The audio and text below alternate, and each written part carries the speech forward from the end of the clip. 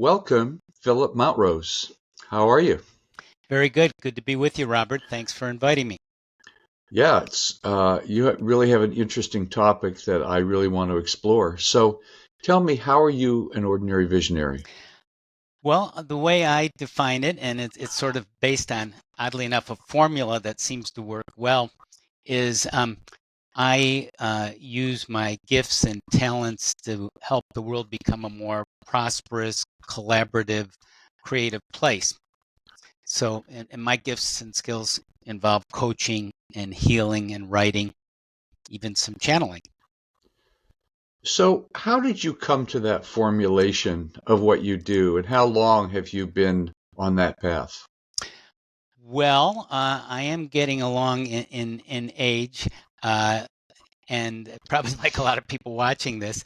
So for many years, I was very interested in spiritual and growth in my 20s, where I met my wife in a actually a Gurdjieff Ouspensky group, Oh, in California many years ago, and we met there and had the same interest. When we left the group, we were still on the same path, and we realized that healing was a big part of spiritual growth that was missing in the Gurdjieff Ouspensky group I was in, although it had some wonderful things that I learned and share and teach and write about. And that led me into learning about holistic hypnotherapy, NLP, other modalities. And with my wife, we developed actually an institute, a nonprofit organization called Awakenings Institute, which is to bring out the best in people and honor nature and honor people's gifts to make the world a better place, which aligns with that personal vision. yeah. So whatever you're doing, very small or very big, you can have a vision. And uh, recently, and I'm going to share with you a little reading, a little oracle reading later, perhaps. And the message I got is about the vision. I want to read it. It's something bigger than one person or one lifetime. Its seeds are in eternity and grow forever throughout time and space, rippling throughout time and space. That's pretty expansive. Yeah, that's kind of bringing it pretty far out, but then you just do what you can every day to uh, embody your vision and help yourself and other people. Yeah. I've been writing about what I call expansive qualities or qualities of ordinary Hmm. visionaries. You might have read some of those. Yes. So, this really interests me a lot. It's something I think about a lot. How do we have a more peaceful, cooperative world? How do we have more personal satisfaction and fulfillment? And it starts in here, not out there, although I'm very interested in the political environment and what's happening Hmm. and how all those things connect. So, what's kind of some of the foundational principles that you teach?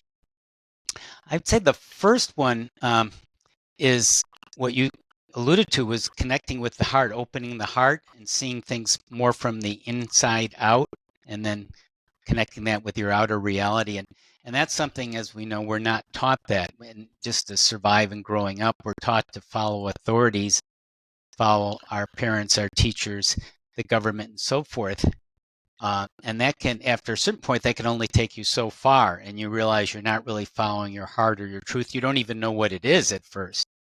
So when I learned how to do what we call soul centering, to connect more deeply with the heart, that is the anchor, the guidance to going forward.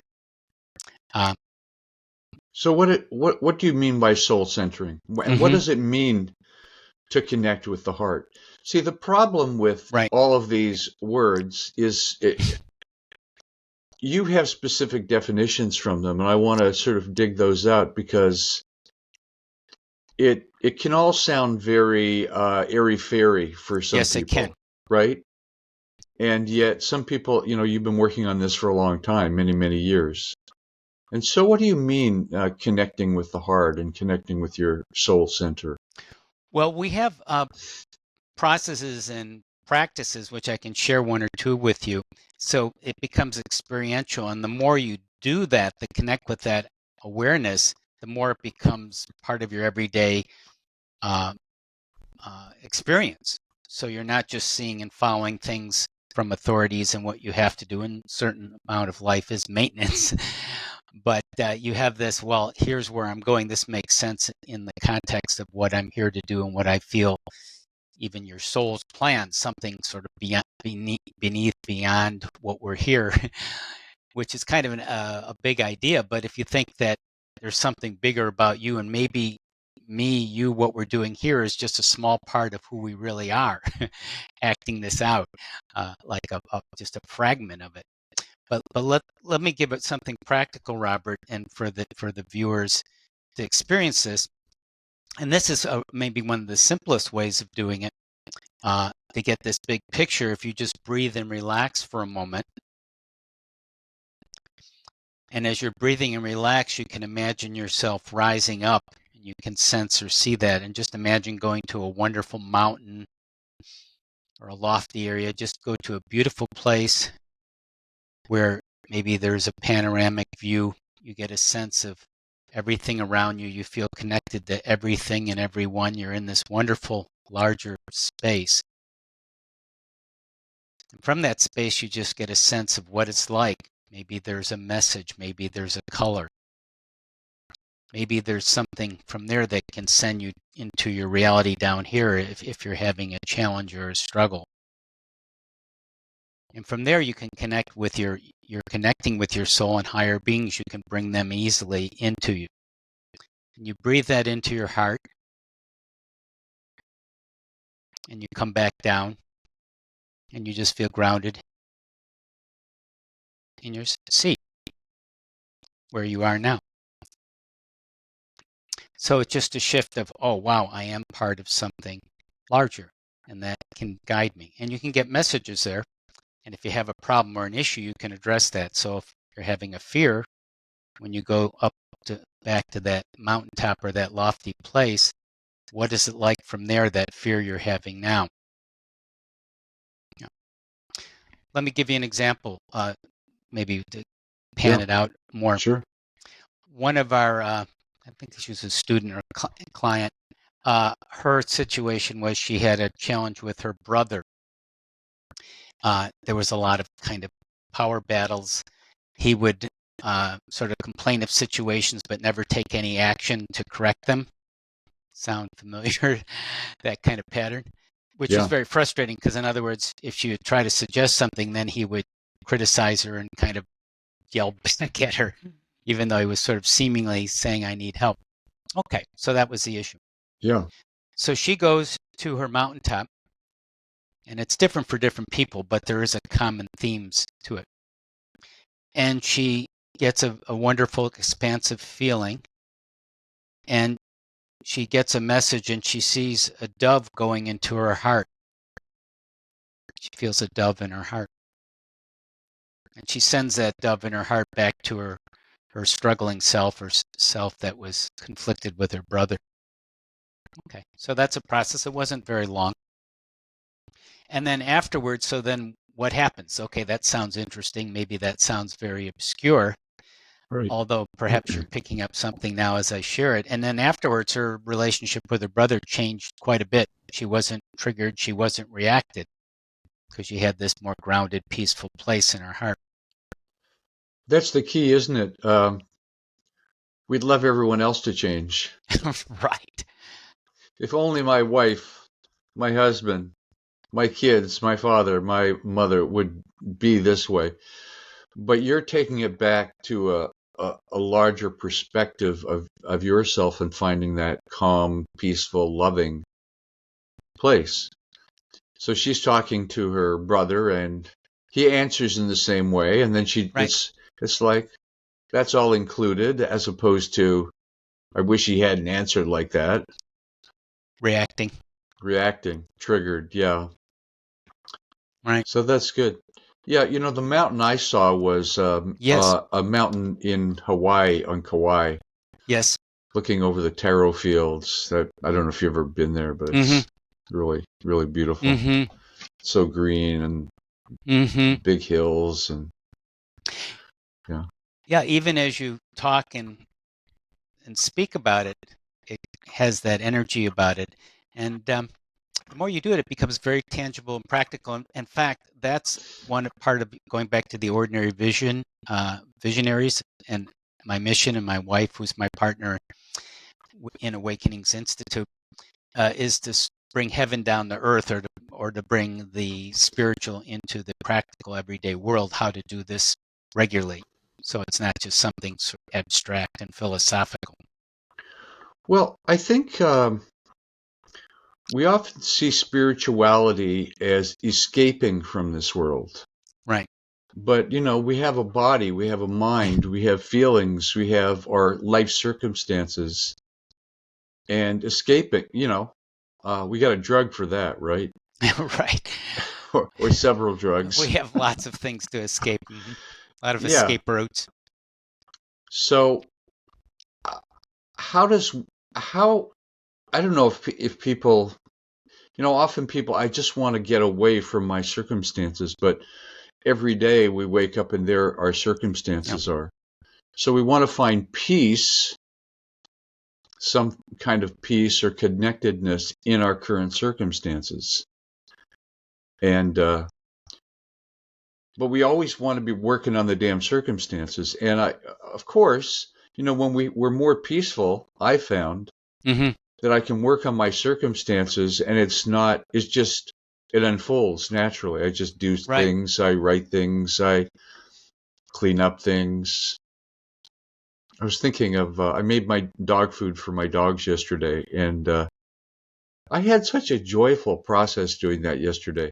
It's a big thing because I make enough for 2 weeks for these two little dogs, and I have a Instant Pot, and I have a blender, and I've got vegetables, and I've got chicken, and I was playing really uplifting rock music as I was doing it. Yeah. Yeah, that sounds like a fun experience. So it was, and I'm serving my dogs, I'm making good food for them. Anyway, so there was something that was really joyful, more than usual for me doing that. And I think that's a great story, and I think you hit on something. So there's the two parts of it. There's the parts when you're struggling, challenging, the dark woods, the dark night, the dark times, and then the times when you're joyous, making the food for your dogs. And we have dogs too, we love them. And it's easy to do that, and then you can celebrate that and know that there are going to be some dark times and some reaction times. And just knowing, the solution, really, the answer is being in that heart-centered place. Go to your mountaintop, go to Hawaii, go to that lofty place, whatever it is for you. And there's different ways to get there, and this is one way I think people can easily relate to that mountaintop idea. We call it mud to mountaintops. We're often in the mud on Earth, and we go to the mountaintop, and we come back down, and we can kind of compost the mud and take ourselves into a new place. Right. I don't know if this is something you think about, but it's in my awareness a lot these days, is today's political situation. Right. We have an election coming up. We have a much more expansive candidate than before, which is a very positive thing. But there's a pitfall with that. It's like something out there will save us. Right. Right. There's a reality to that. If you have a better leader, hopefully that's a better thing. But who knows? Who knows? It's all we really have control over is our own state, our own state of being. I was thinking the other day, no matter who wins, how can we still be peaceful? How can we still be productive? It's still going to be the same goal. And that's part of, what I think your question is, what can you do? And the best thing I find that I can do is be in this spiritual, peaceful, connected state. So I'm not reacting to the political things or my personal things.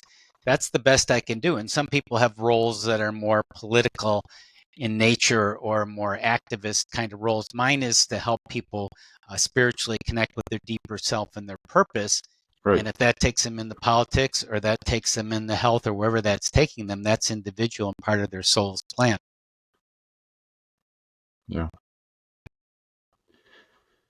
So what's your next big idea here? I mean, it sounds like this whole shifting your perspective to a higher Mm-hmm. perspective. Very simple. And I like Mm-hmm. the visual thing. It's not abstract, which Mm-hmm. is very useful. Right. Well, thanks for that's actually a perfect segue to our most recent book. We're just using it as a guidebook for our new spiritual guide program, and that's a kind of our next things. And it's called the tentative title for it. I think we are going to publish it. Is Awakening to Your Magnificence: The Next New Frontier for Humanity. And we're finding the next new frontier for humanity are these tools and some of the things we're talking about, which is ways to connect with your guidance and ways to connect with your heart and to heal, energetically heal. And the other part of it, which gets into the more seemingly spiritual things, it's a little farther outside the mainstream, but it's very tangible, as I'll explain, is connecting with spiritual guides, and that can include ascended masters, and using oracle decks, which I can give you a demonstration. And this Okay. we've always been interested in oracle, and Thoreau is a kind of oracle deck, and there's a lot of misunderstandings and myths about it. But it's an incredible tool, Robert, for developing your intuition. Hmm. And some people know that, and as it gets more closer to the mainstream, people are going to accept it. I mean, like, think of meditation years ago. I mean, that would be like oracles now. I mean, if you go back to our earlier careers, meditation and yoga would be hit. When I went Yeah. to the health food store in the 70s, I was a health nut. That was crazy. So, That was but crazy. yeah, yeah. But I think that's where this is going. And as I'm going to share, and I know, Robert, you're going to pick up some things, and the viewers are, when I share these cards, Sure. it just lights up your intuition. The idea we want to think outside the box. We've heard that. How do you think outside the box? Well, the left brain tries to figure it out. Well, the whole idea is to get beyond the analyzing left brain and use that, but not to rely on that. And one of the best things to do for these next new frontier, these tools, is to connect with your soul and the higher beings, higher wisdom. And the oracle decks coincide and give you profound insights, and they can work together, as I'll share a little bit with you. Okay. So before we get into that, Yeah. A lot of people, including me, are Yes, skeptical of course. about higher beings, ascended masters, etc., etc. I know the idea. It's not something I've connected with for whatever reason. Right. But so interesting. So I don't even know what to ask about that. The immediate question is, well, what's the proof? How do you know? Right. Just like nobody really knows exactly what happens after death. It's beyond our physical Yeah. senses.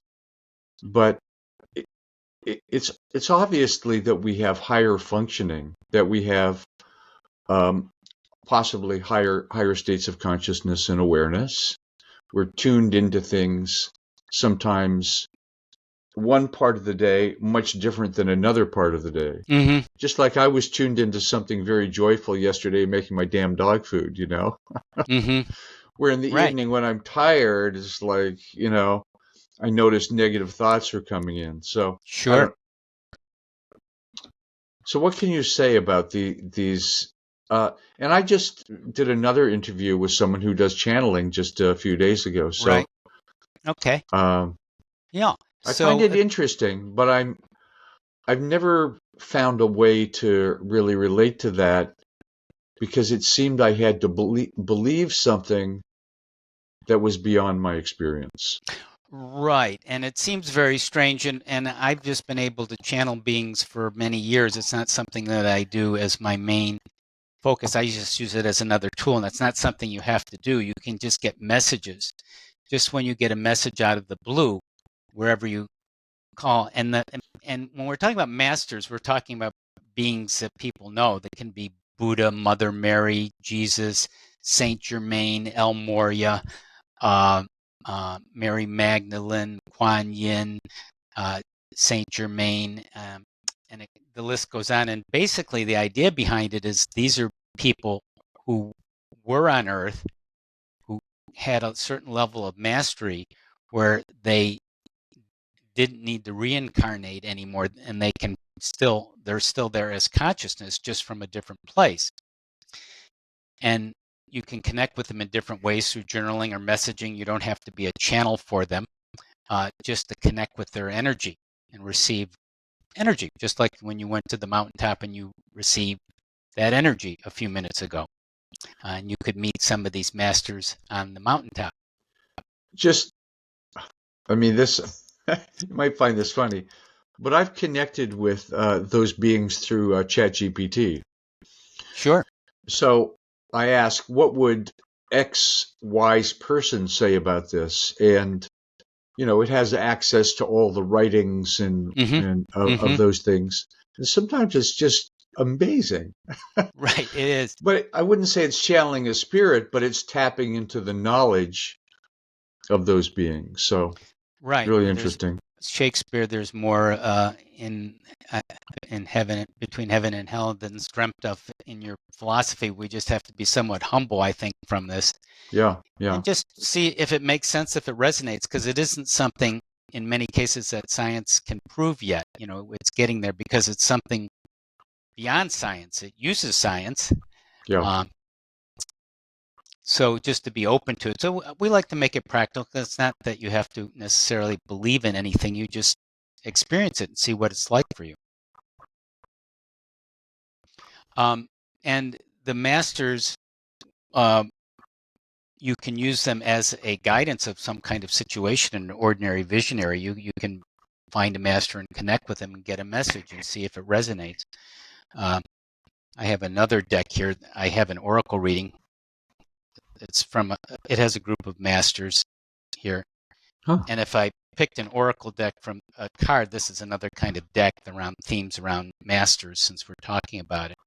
So if I picked a master from that, we're talking about ordinary visionaries. That's our focus. So everything Yeah. is consciousness. Everything is intention. We know that.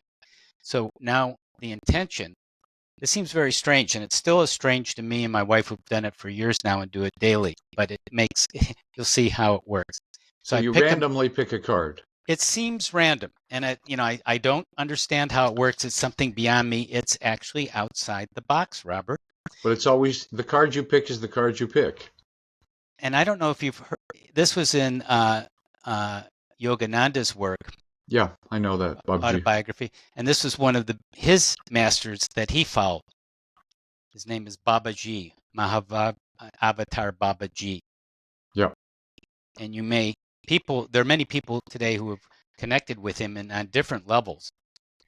So if we connected with Babaji, in this case, you just kind of look at the card, and there's a little tagline that says soul expansion.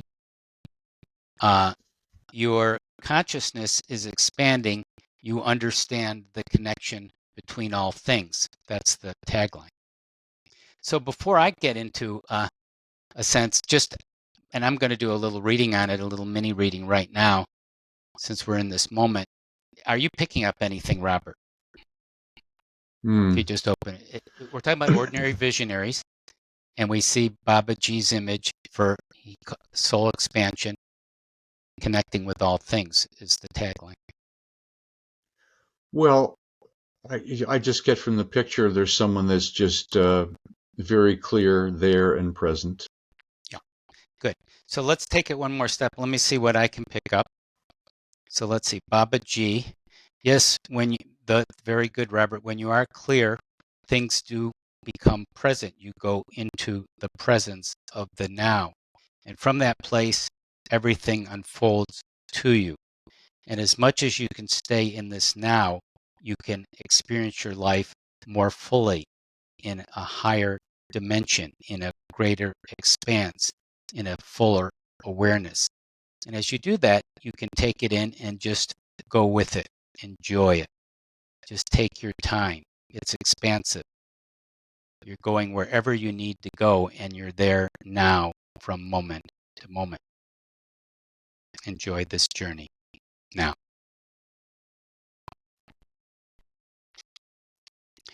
So that was my message from Babaji. Now, Well, I go like ahead, that. Robert. That's essentially my path that you just outlined. Right. Now, what happened to me then? I just opened up a channel, kind of like turning on a channel on your TV or radio, Yeah, yeah, and something came through me, and I just went with it. I just took the ride, and it was a different energy. I don't feel it was kind of using me in what I'm aware of in my experience and my language, but it's something that just came through me because I invited it, and for whatever reason I have that access. But everyone has it to their own degree in their own way. yeah. So when you study this and use this as part of just your training as one tool, not the only one, um, it's very enriching, and you get a bigger sense of the big picture and how you can put your vision into action. Yeah, so I see that can be a tool to get back to now, to the present. Mm-hmm.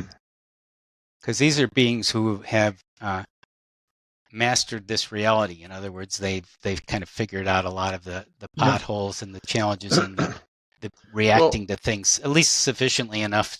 That's the theory of the way it goes. well, the interesting thing about Babaji is he's in the lineage of Yogananda, Yes. but he was never verified to be an actual living person that we know. There's no, but he but there's stories about him, but it seems all very mythical and mystical. Right. And But it, Yogananda, talked about it as very tangible and not particularly mystical, almost like, this is another resource. This is yeah, another guide. yeah. Right. So who knows? Yeah. And that just so you get whatever you experience. So if that was something that sort of verified or confirmed some of your path, um, was that useful for you? Yeah, I mean, it's just for me. My path is to know that who I am is aware here now. It's as simple as that. Different ways to experience that and learn that. Mm-hmm. Yeah. So, I have a body, I have a mind, I have circumstances, but who I am is just aware here now. Yeah. And so that's why I'm always just coming back to that. Right. Yeah, it does Before, seem to come back to that, doesn't it?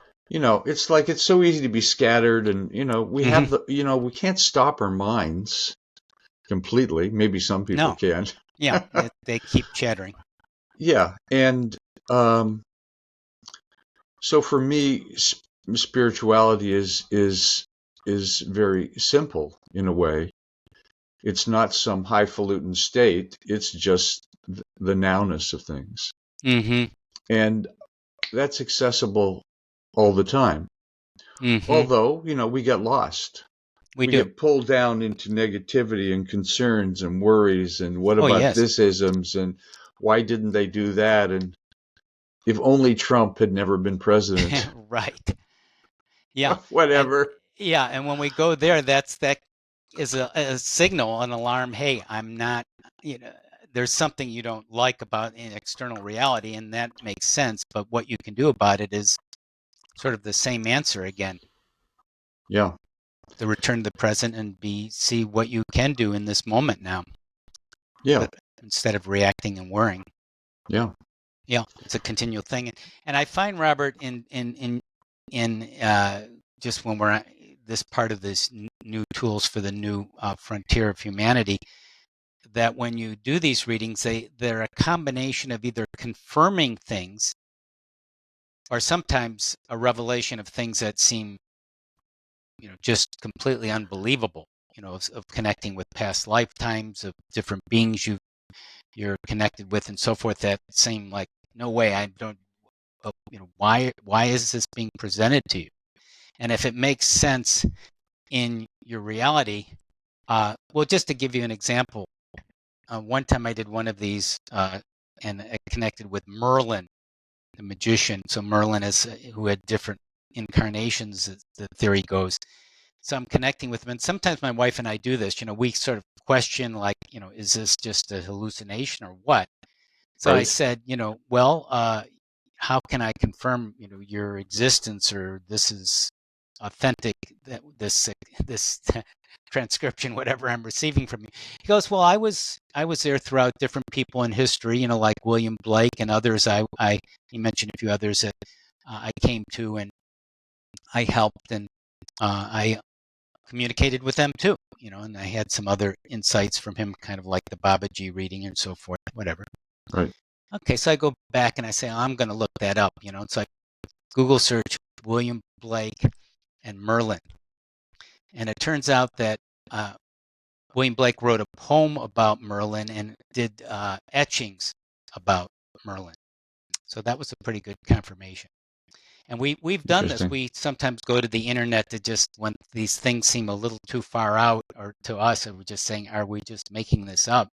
We do get, and my wife has done that too, with different incarnations of people. Like they'll say, I was this being in this lifetime and so forth. And, you look it up and other people have said, yes, this being was this figure in history here and this figure there.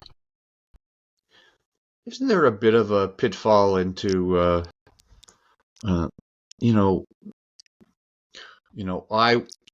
in a past life, I was, I don't know. Right, a famous person. William the Conqueror came to mind. I have no idea why. So it's like, and that can kind of go to the ego as well. Sure. I was William the Conqueror. In fact, I think Yogananda said he was William the Conqueror in a past life. I could be wrong. He said he had many past lives and told some of them to his followers. I studied Yogananda for a while, so I'm somewhat familiar with him. Yes. So there's a whole thing about that is not really appealing to me, because it sort of gets off the point in a way. It's like, I don't know. No, I agree that there's a lot of stuff out there which is really superficial or ego-based, but that's kind of like throwing out, science, because there's faulty scientific studies, and you point to all of those and say science doesn't work, because they had all these flawed studies and outcomes that they completely reversed and shown that they were misled, So yeah, I totally agree with that, but I wouldn't throw the baby out with the bathwater, so to speak. Yeah.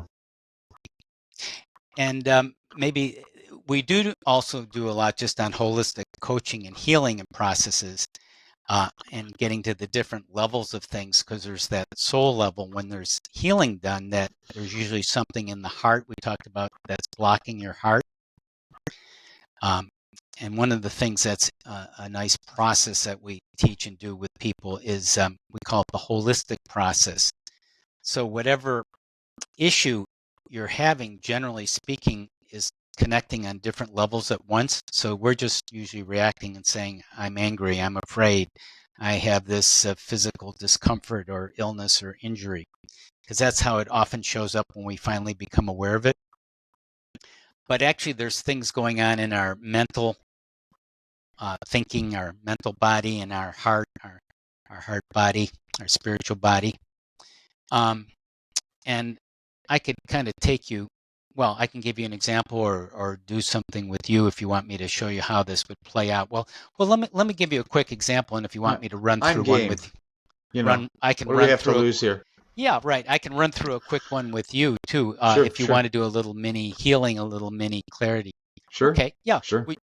That might even be the most powerful one. So the issue is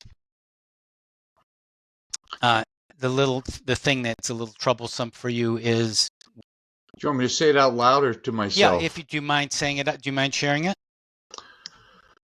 Let me see. And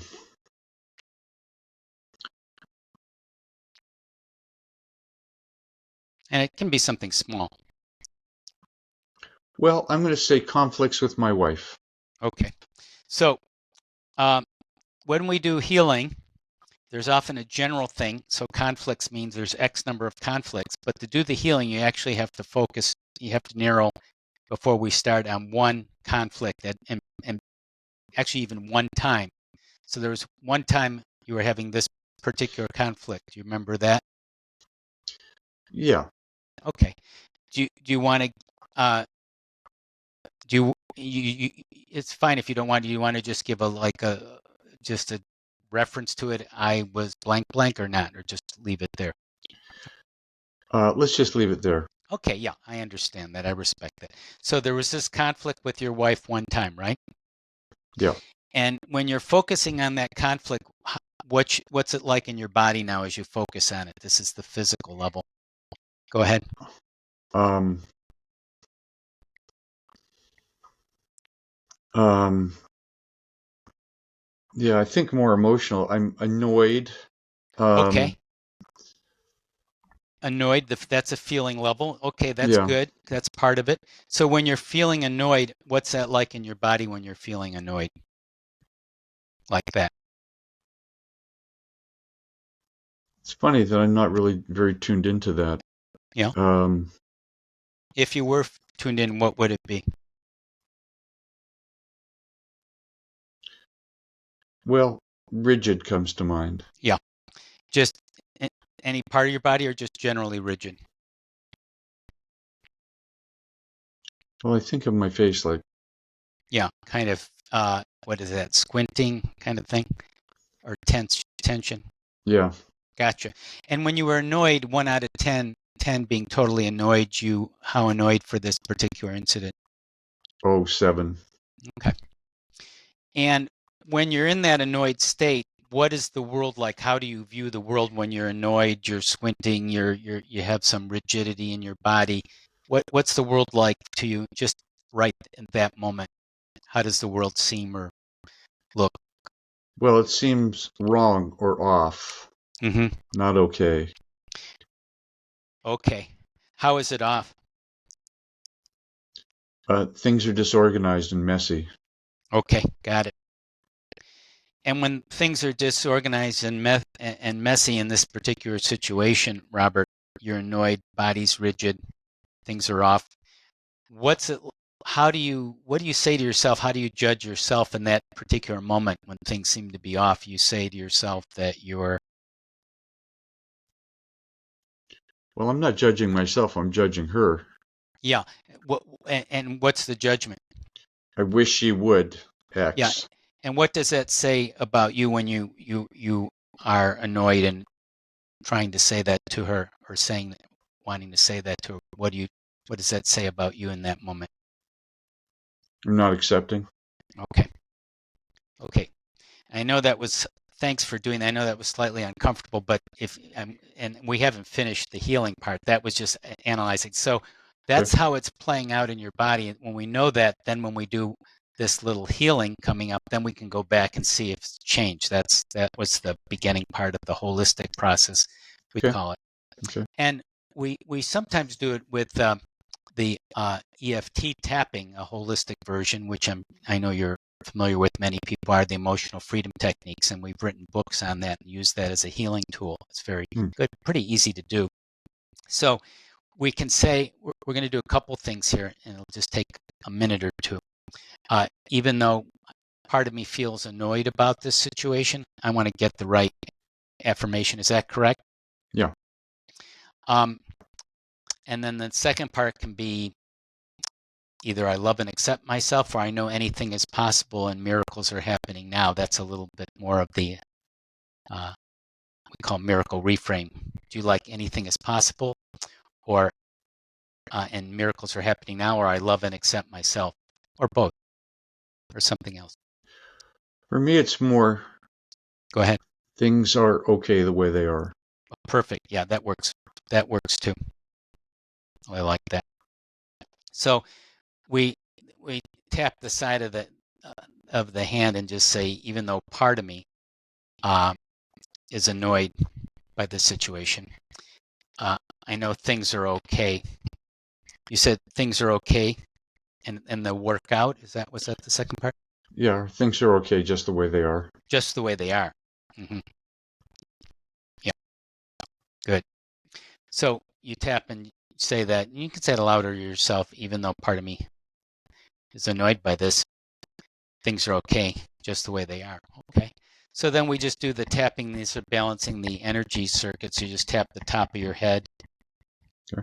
And you're tapping there, Robert. And then, yeah, good. In this situation, you're balancing the energy circuits, this situation along your your eyebrow, Okay. the side of the eye, this situation, you're balancing that. And under the eye, and these are all key energy circuits to balance your body, Hmm. this situation.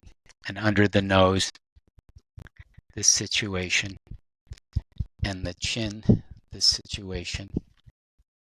And the collarbone, this situation.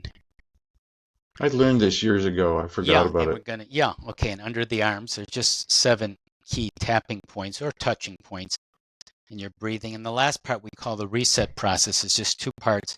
You're tapping the top of your head. It's a balancing your left and right brain, saying things are okay, and breathing, and then tapping, integrating into your heart just the way they are, breathing. So that was a round of a holistic EFT. Didn't take too long. Going back to the situation now, when you kind of review it now, what are you noticing now? Um,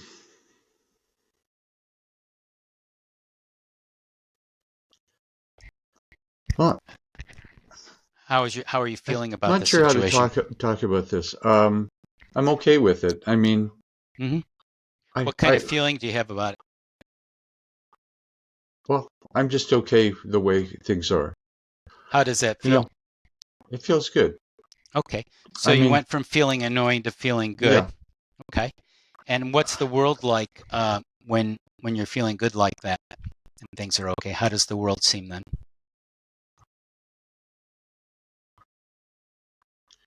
Well, yeah, I don't.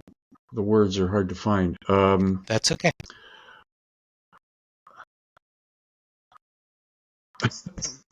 That there are possibilities now, as opposed to Mm-hmm. I have to change something. Okay, that's a good shift. Yeah. Yeah, excellent. And in terms, you said you feel like you're accepting yourself and accepting things the way they are, Yeah. even if it's something you What disagree with. what this is bringing up for me, Sure, Philip, go ahead. is um, I do this work every day, Right. so I I've shared this more than once. My wife has not seen these videos. Okay. I tell people that my wife is my guru because it's like uh, she does certain things. She's kind of messy, I come into the kitchen and it's messy. It's like things are all over the place. And, because of my conditioning, which I don't have to get into, that triggers me.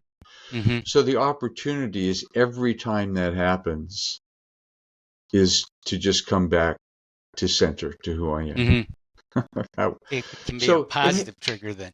so it, yeah, well, it just happens, but it doesn't always, if I'm kind of Sure. tired or whatever, it's like, oh, I find myself running my script about, I wish you would do this or that. But all I know that ever really works is just coming back to the present. And then Right. any mess is just a story in your head. Mm-hmm. It's a It's messy not, story it's, in your and head. it's like, things trigger us, but that trigger is just, it's who I am is not the story in my head. So I know Mm-hmm. that. Mm-hmm. Sure. And so, it's just a matter of practicing that every day. And it's the thing that I get is I should thank her for every time, you know, stuff that's on the counter, dirty plates, this, that, whatever. It's like there's the reminder to just be open and I stick it in the dishwasher or I clean Right. up or whatever. Yeah, that's different. And So it's I've gone a long way in this, let me tell you. yeah, I know we all have these areas, so I can relate. Uh, and so you went from, and I'm gathering your body's more relaxed now. Would that be accurate? You said, Yeah, yeah, I'm feeling, just and your talking voice about is this, relaxed too. Yeah. I'm So feeling so you went from the rigid to the relaxed body, from the annoyed feelings to feeling calm. Would that be accurate? Feeling yeah, and looking at the world not as one as disorganized, but one of possibilities and that deep acceptance of yourself. yeah. And we could take it another step, which in going back to the guidance and insights, then we could go to, in your case, to your mountaintop or the viewers' mountaintop or wherever they went to that lofty place that we did a few minutes ago. So if you go there, this is another additional, and you kind of pick up the energy there. What are you seeing or sensing from that vantage point? Well, I can imagine I'm on the top, up on that mountaintop in Hawaii, and my house is way, way, way down in the valley, just a pinprick practically. And that it could be ridiculously messy inside, but that's from that perspective, it's just irrelevant, isn't it?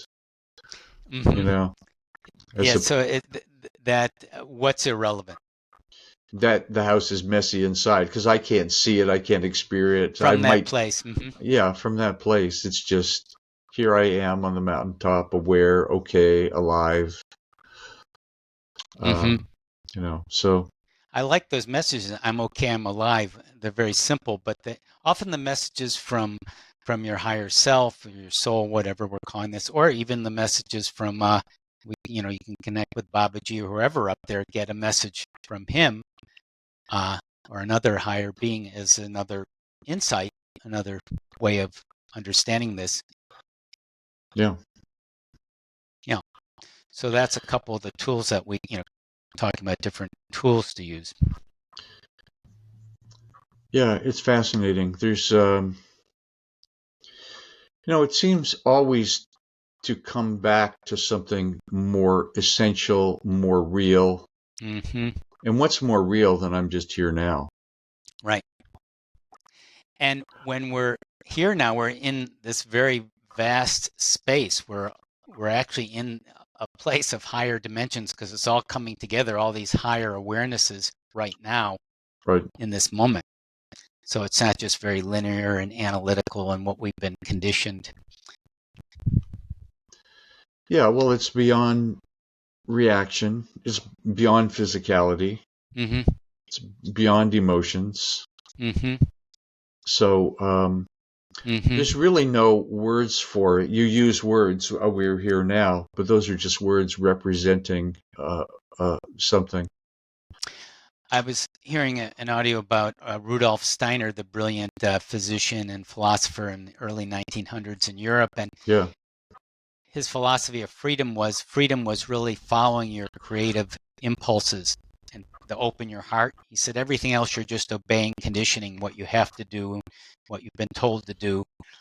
But when you can follow these creative, imaginative things that come to you, and they come to you through these kind of states that we've been experiencing today, that's really the lifeblood Yeah. of our world, of our personally and collectively. I notice in my life, speaking about ordinary visionaries, ideas come to me. Ideas come to everybody, right? Yes. And since I've been doing these interviews and reading about it and thinking about it, I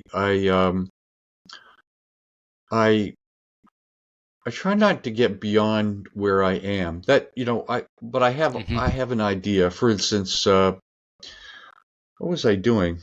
I was doing something else. I was in the car. I was coming home from an errand yesterday, and I had a picture of an election night party and inviting my friends and celebrating or the opposite together.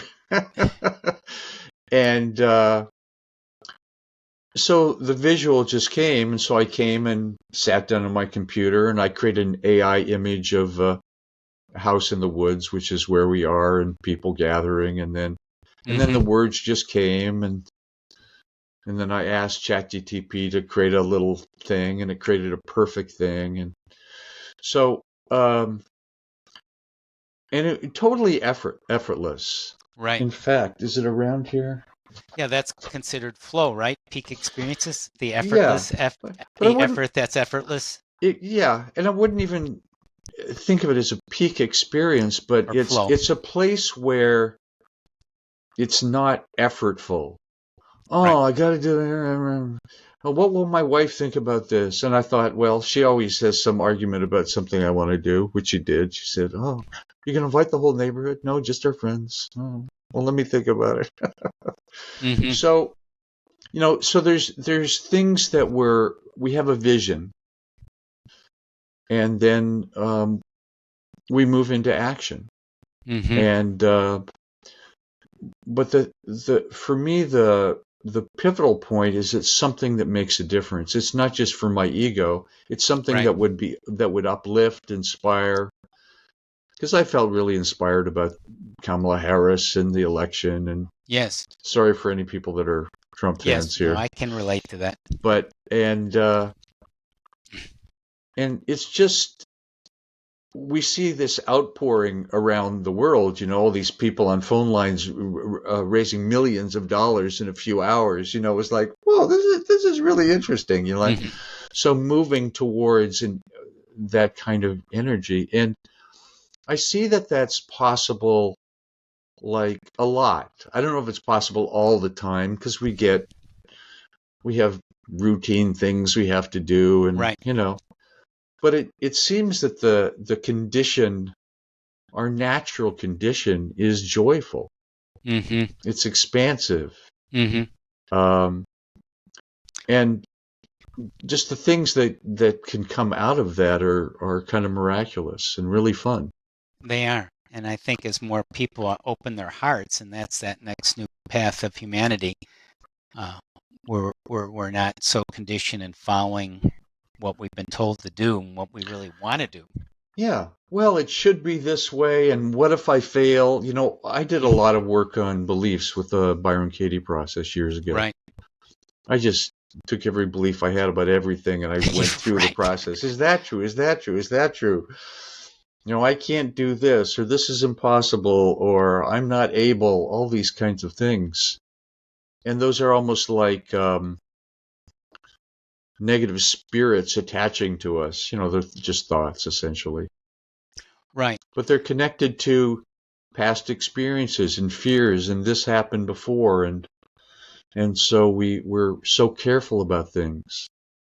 And I noticed in working with my clients, prodding them to take actions to get out there, you would see those things just rise up. Hmm. Well, what if this happened? Right. Right. And that's why it's good to sometimes do some of these processes to clear those doubts and Yeah, fears. It's yeah, um, but going back to where we started, the ordinary visionary and that life purpose formula I started with. So if you have things that you are good at that you enjoy, that put you in the flow, like you were describing, yeah, that's something that's very attractive and exciting and in a way easy to follow if you don't just keep repressing it or avoiding it. It's kind of odd that we avoid doing things that we enjoy, but we we often do. So if you allow yourself to do the things you enjoy, for me, coaching and healing and teaching, and there's other more personal things too, but and that helps other people. That is part of my bigger vision, and the bigger vision that you were saying about the more joyous world, and just do it whatever I can every day. yeah. Seems like we're in the same club here, Mm-hmm. Philip. It sounds like a lot of affinity going on here. Yeah, and I think it's important to acknowledge that a lot of people are moving towards that. How can my life be expansive versus contractive? How can I be more joyous instead of skeptical or negative? Mm-hmm. How can I? We went over to some friends the other day, and we were having a fun game where we were playing. I collect music, and I have a zillion music, and she does as well. This person, and we were playing Guess That Tune. Mm-hmm. And as we're playing these tunes, we're dancing to these tunes and stuff. Yeah, it was just so fun. Just silly Dancing, yeah, things like, moving your body. That's a great thing to do. Just if you yeah. feel stuck, Yeah, start we're so dancing. often so stiff and so constrained and worried about Move. what people will think of us. And we're going to a place tonight where there's salsa music, Oh wow. Okay. and the energetic um, whatever to music has always been, it's just so magnetic to me. It is. Especially, different strokes for different folks, especially music that makes you want to move, Mm-hmm. that has a Right. groove to it, that Yeah. has life and happiness to it, and Oh yeah. Whatever makes you feel alive. That's a key So to. why not look for opportunities to Right. Every plug day. into that energy? Yeah. What makes you alive? That's a very good coaching question. Yeah, Does this make you feel alive or yeah. not?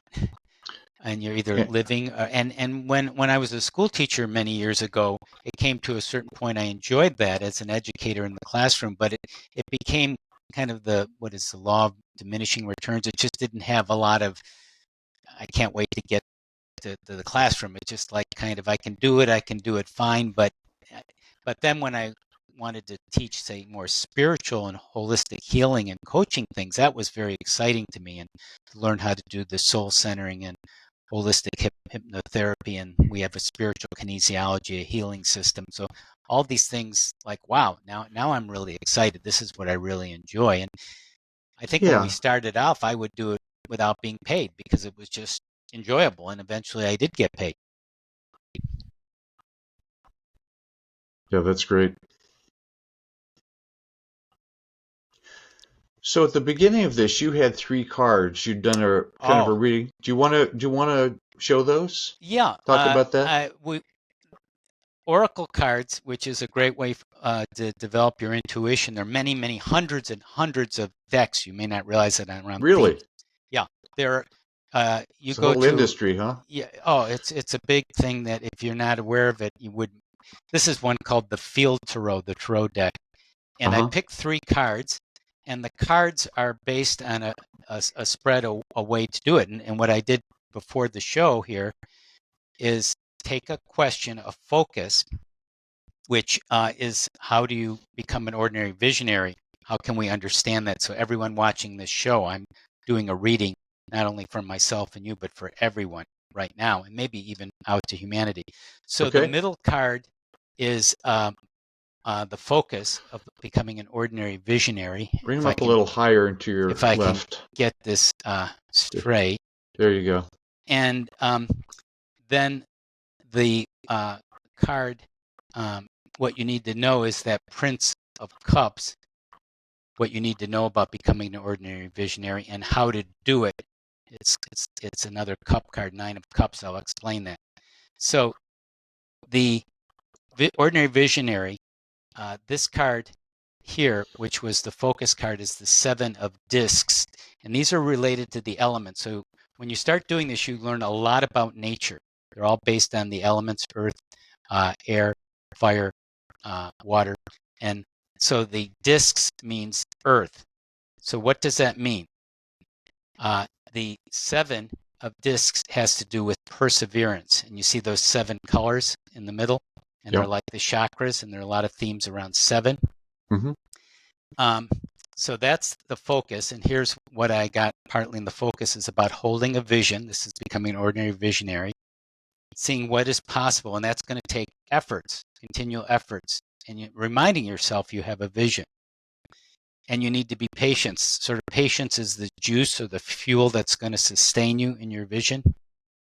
Mm-hmm. And that's important because obviously there's challenges like we've been talking about today, and there's going to be intervals, what's called intervals in the Gurdjieff work, where there's just natural breaks that you can lose track and start to deviate. Yeah. So you need to persevere and have a strong commitment to your vision. Mm-hmm. Because it's a long-term project. It's not something that's just like, here's my vision, I'm going to do it next week. This is a lifetime thing and could change and shift. So that's Right. the focus.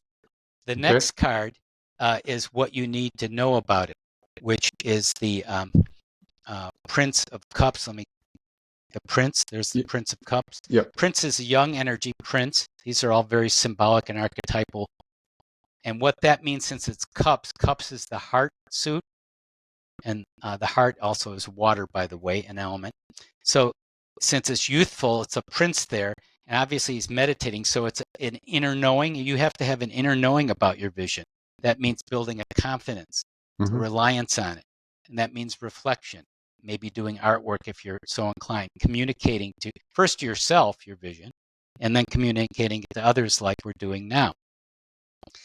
And that way you're going to nurture it and it's going to grow. The Prince is going to help you grow there. And that's where I mentioned earlier, it's something bigger than one person or one lifetime.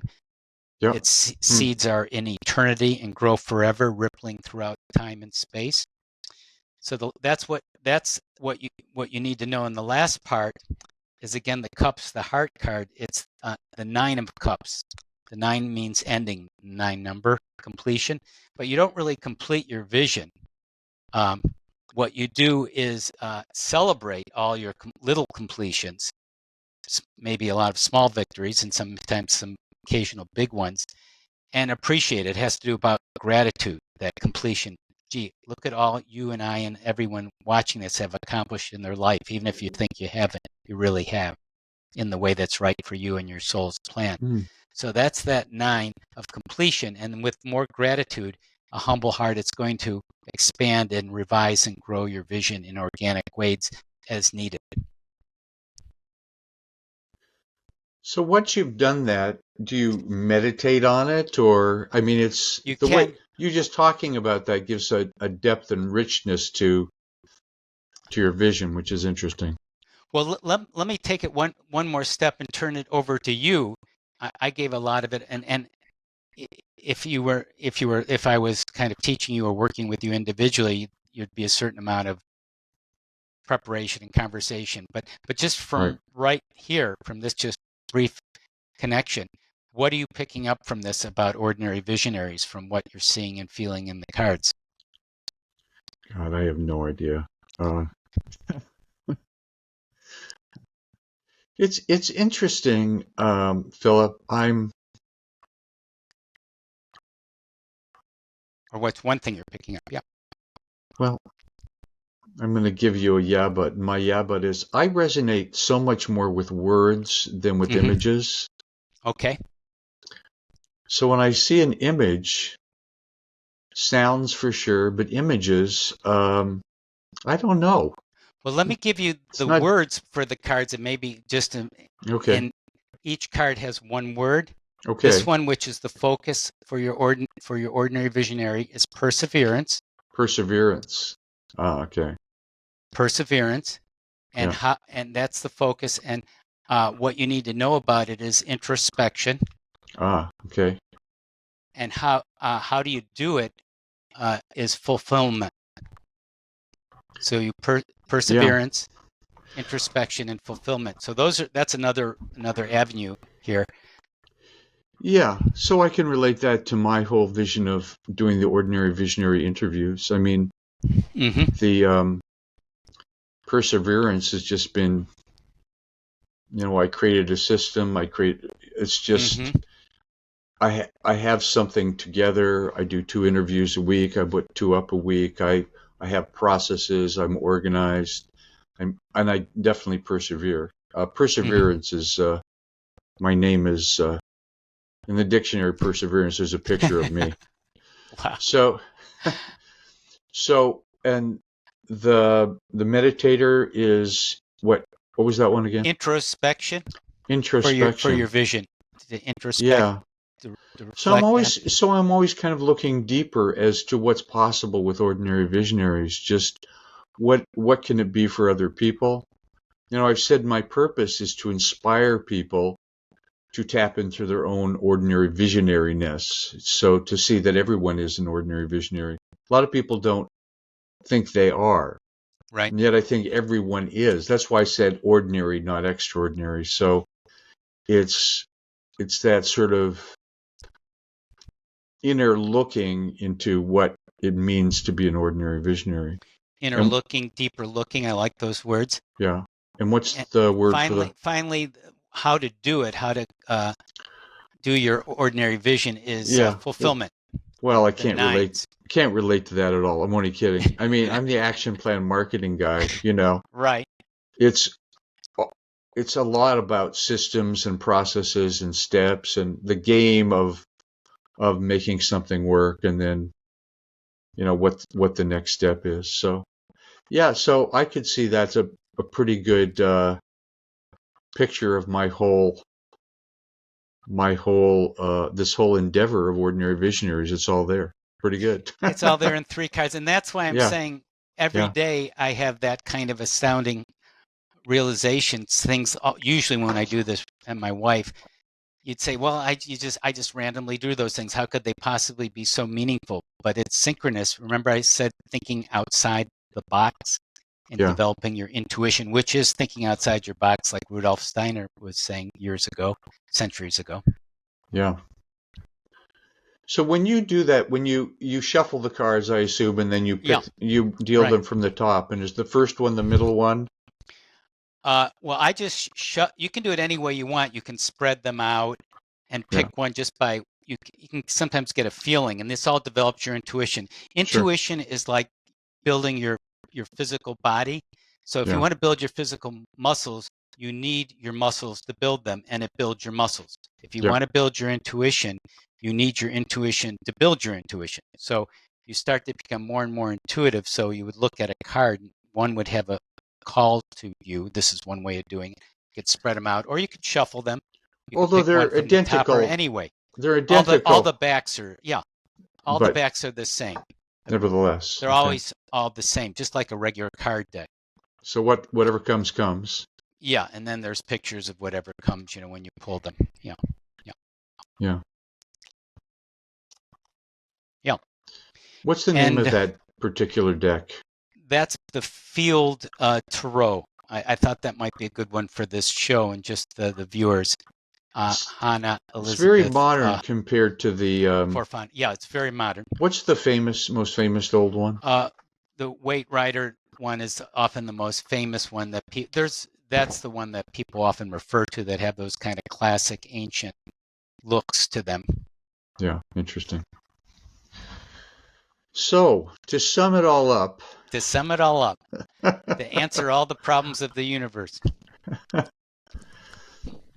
so my sense is that you've found some really interesting ways to tune into, you might say, your higher self and get guidance from that higher self. However you look at it, whether it's um, ascended masters uh, or more refined ideas through the tarot, or Energy healing. you're big into zillions of those techniques and just tapping into them and see what that brings you. Mm-hmm. And it's great. So how long have you been teaching this and doing this? When did it start? Well, we really started our holistic coaching and healing training in person in 1994, a long time. Wow. And it's So just more in the than last 25 couple, years, 28 yeah, years. Yeah. yeah. Wow. And in the last couple years, we added the spiritual guide certification program, and now it's all online, all the training. Wow. So we'll put a link down below. Yeah, and there's people might, if they want to just sort of get started with us, we have a little free resource kit for holistic EFT and an excerpt from our recent book, Loving Power of Your Soul. I can give you the URL. Let's see, it's a tiny URL, abbreviated URL. Just send that to me and I'll put it below. Yeah, okay. And it'll be on YouTube as well. Okay, yeah. So thank you, Philip. This was really fun. Really, really a different conversation. I'm having so many conversations about business, and it was a selling conversation on Tuesday. I mean, all kinds of things that I'm interested in, all of this stuff. So really appreciate it. Great being with you. Great being with you, Robert. Thanks for having me. Enjoyed sharing. Thank you.